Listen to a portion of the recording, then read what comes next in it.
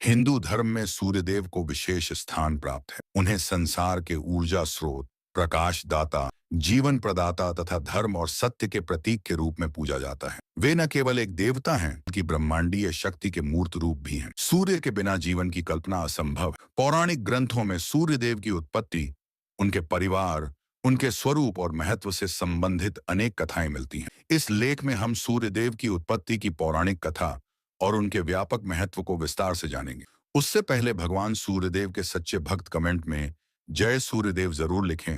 जब सृष्टि की रचना का समय आया, तब भगवान ब्रह्मा ने पंचतत्वों आकाश, वायु, अग्नि, जल और पृथ्वी से ब्रह्मांड का निर्माण किया। इन पंचतत्वों में अग्नि तत्व से ही सूर्यदेव की उत्पत्ति हुई। अग्नि के माध्यम से ही प्रकाश और ऊर्जा का संचार होता है और सूर्य उसी अग्नि तत्व के साक्षात स्वरूप माने जाते हैं। इसलिए सूर्य को वैदिक काल से ही अत्यंत महत्वपूर्ण स्थान दिया गया है। वेदों में सूर्य को सविता, पुष्णा, भास्कर, रवि, विवस्वान जैसे नामों से पुकारा गया है। ऋग्वेद में उन्हें जीवनदाता और सकल संसार का पोषक बताया गया है। सूर्य के तेज से ही दिन रात, ऋतुओं का क्रम और पृथ्वी पर जीवन का चक्र चलता है। पुराणों के अनुसार सृष्टि के प्रजापति माने जाने वाले कश्यप मुनि की पत्नी थी आदिति। आदिति को देवताओं की माता कहा गया है। उन्होंने भगवान विष्णु की तपस्या करके वरदान प्राप्त किया कि उनके गर्भ से एक तेजस्वी और परम शक्तिशाली संतान उत्पन्न हो। इसी तपस्या के फलस्वरूप आदिति के गर्भ से सूर्यदेव का जन्म हुआ। इस कारण सूर्य को आदित्य कहा गया, जिसका अर्थ होता है अदिति का पुत्र। उनके जन्म के समय से ही उनका तेज इतना प्रचंड था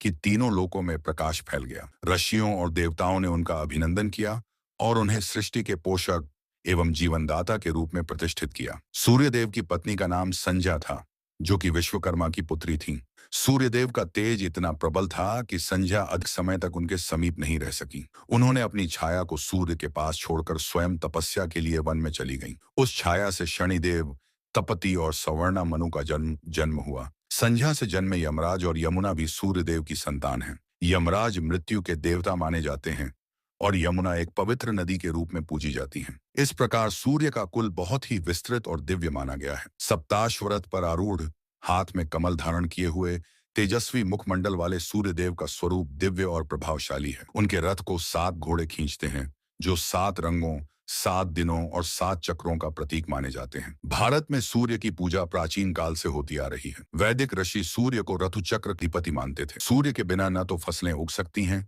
न जल चक्र चल सकता है और न ही जीवन का संचालन संभव है। हर दिन प्रातः काल सूर्य को अर्घ्य देने की परंपरा आज भी जीवित है। सूर्य नमस्कार, गायत्री मंत्र और सूर्य स्तुति जैसे अभ्यास स्वास्थ्य और आध्यात्मिक उन्नति के लिए अत्यंत लाभकारी माने जाते हैं। रविवार सूर्यदेव को समर्पित दिन है। इस दिन व्रत और सूर्य पूजा करने से विशेष लाभ होता है।